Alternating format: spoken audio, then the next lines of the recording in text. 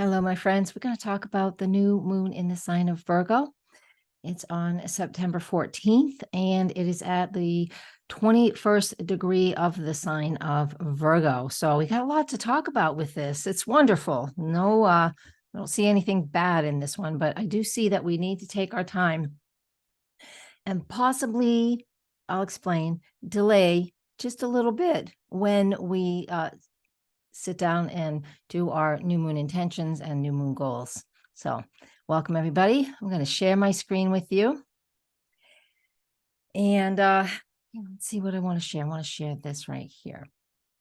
Okay, here we are. This is what we have, that new moon. It will pop up in a second. Sometimes Zoom is slow. There we go. All right. This is what the new moon in the sign of Virgo looks like. Here it is, just from my latitude and longitude. Don't worry about the house placements. We're going to talk about what it means to have this new moon in the sign of Virgo with all the other things that are going on. Yeah, guess what?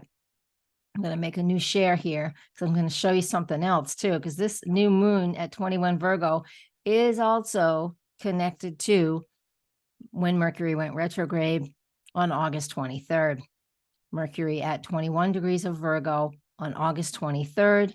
And now we have this new moon in Virgo at 21 degrees of Virgo. Same number, same place. So what I would like you to do to begin with, we'll get to the new moon momentarily, but what I would like you to do to begin with is to go back to August 23rd and the days around that time and look at what was giving you issues and trouble and stress, because when Mercury is stationary, meaning it's not moving direct or retrograde, it has to stop before it goes one direction or the other. Those are the days, to me, in my opinion, those are real trouble. Those are the troublesome days. They really tend to be, just from my own personal experience. Everyone has their own experience with Mercury retrograde. And since on August 23rd, I'll just go back to that chart right now. On August 23rd, when Mercury was stationary at 21 degrees and 50 minutes, just pay attention. What was it? The sun entered Virgo that day. Mercury went retrograde on that day. And look at your own life. I'm going to give you Virgo qualities momentarily so you can start to take some notes about this. And Patreon, you guys get this first. And when you see this on YouTube, yay. Come support me over on Patreon. But I also have this forecast written on my blog by the time this video gets posted, and you'll get that directly in my newsletter if you're signed up for that. There's all kinds of ways to stay in touch. I don't harass people in newsletters. Twice a month, that's it, just these forecasts. And so come on over, check all those options out. Now, let's get going, because I want to talk about this. I want you to understand what this represents. So when we have the new moon in the sign of Virgo, when we had that Mercury station on August 23rd at 21 degrees of Virgo, the energy of that can feel, very dysfunctional and like we're not able to move or to create or to do anything. So make sure you go back and look at what was feeling funny or yucky, or you're not able to shift through. That's what we do. So now that we have this new moon on the 14th, look at the chart. What's right there? Mercury is stationary because it's about to go direct on the 15th. So this Mercury retrograde in Virgo is really tied in very intimately with the new moon in Virgo. So I want you to we need to give ourselves some wiggle room. That's what we started with. That's what I was talking about in the very beginning, is like we really need to give ourselves just a couple of days. So when we are on the 14th for that new moon, just give yourself a day or two. I mean, Mercury goes stationary and direct on Friday the 15th. I'm looking at my ephemeris here, on Friday the 15th at 4:21 p.m. So we still need to give it some time. We're in a waxing phase, and I know some books and some instruction about creating our new moon rituals and our new moon goals and intentions. Really want you to do it at the new moon.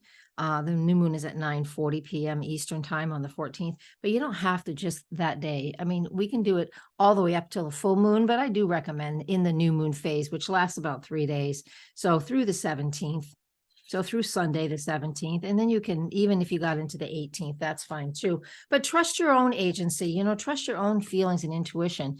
And if you want to do it right on that new moon phase, you go right ahead, because you are your own, you are your own authority. I'm giving you guidelines, astrological guidelines, but it's always up to your own authority as to how you want to use these things. So do that.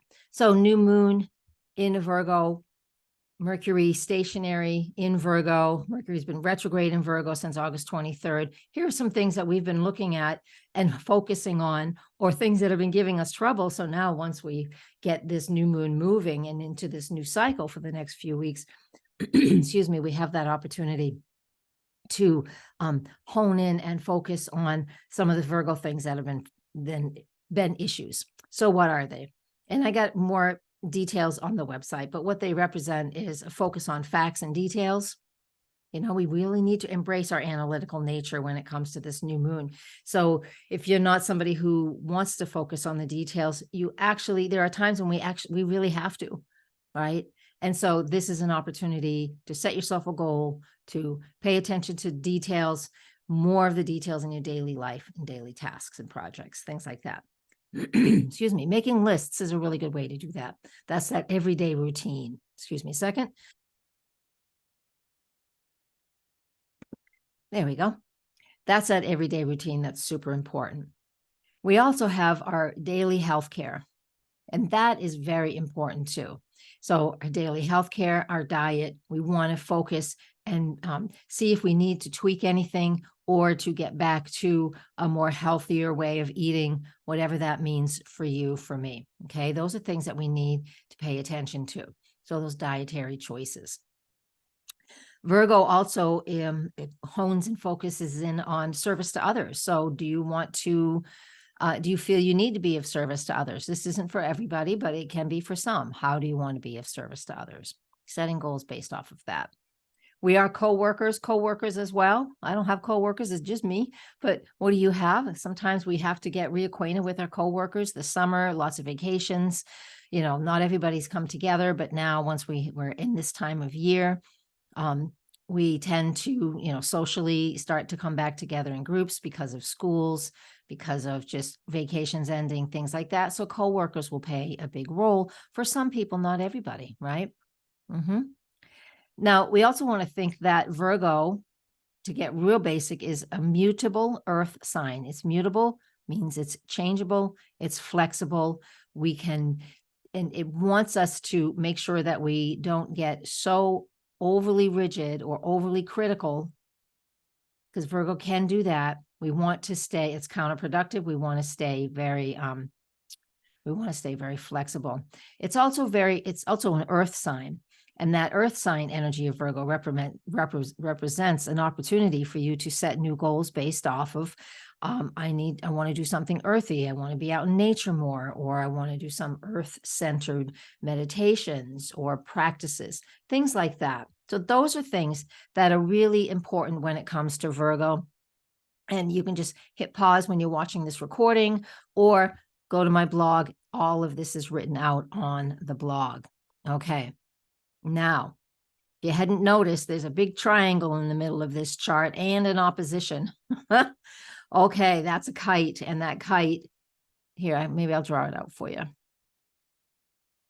I don't know if it's gonna share, it's gonna share on the screen or not. I might not have the right share up. Let's take a look. Try a new share. There we are. Let's come back to here. There we are. Here's that new moon. A trine to Pluto. It's a little wide, but it's still there. A trine over here to Uranus. That's really tight. And they're trine. And then the opposition to Neptune. And then there's a sextile. So it makes a kite, right? It makes a pattern called a kite. So let's talk about this a little bit. So we know that all of those Virgo things I just mentioned are active and very poignant. So write those down on your piece of paper. This is what we do in a Virgo. And now I also want us to, we're going to look at that connection from the moon, the new moon over to Pluto and over to Uranus. Now, additionally, when these come together, Pluto is very transformative, and it's asking us for some sort of evolution. And Uranus represents, the alignment with Uranus represents, it really encourages us to do something different, to break free from old patterns, to explore things from a new perspective. Because Virgo can be very, very analytical, very, very much determined and precise. Now, I know you Virgos are out there saying, well, I'm kind of messy and I like to free flow. You can do that too. But for those of us who aren't Virgos, you know, we actually need to hone in on being very precise. So with it connected to Uranus by a nice earthy trine, grand trine in Earth is what we got going on here. We really want to consider stepping into, and when we set goals, something that's new and different. We can still have our old cycles and patterns, but I want you to, none of this is saying that. You can do it because it feels comfortable to you. But that's not what the astrology is asking us to do. It's asking us to step out of our comfort zone, the trine to Uranus, find something new and different, and a different way to do things. We can still make our lists, but we can find a new way to do it. New things to do. Bullet points. The Pluto connection also tells us that if we do this, it can be incredibly transformative. We should use these energies. Because, you know, who hasn't heard of the universal 2x4? If we having hints and clues and everything around us is asking us or showing us, maybe we should make this choice instead of the same old choice, but we don't. Eventually, actions of others or the universe, however you want to put your spirituality into this, you know, eventually we have to make the changes that show up. All right. And wherever it plays out in your own astrology, we'll add extra components to the information we're presenting here today. All right. And then that final one, you can see, is that new moon is straight across from Neptune, and Neptune in Pisces. That's about trusting your flow, trusting your instincts, and allowing that to happen. The Pisces Virgo opposition is a mutable opposition. I like it. I like that opposition, as the mutable oppositions to me are really comfortable. It just means there's a flow back and forth between the two. So it's hone in on your details.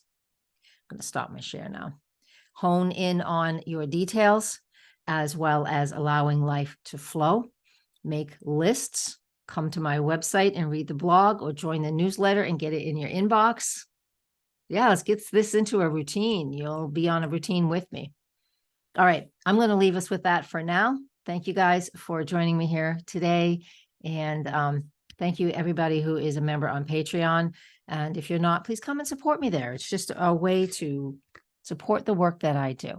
And if you can't, comment, liking, and sharing here on YouTube is free. So you can do that too. And I appreciate that as well. All right, everybody, blessings and namaste.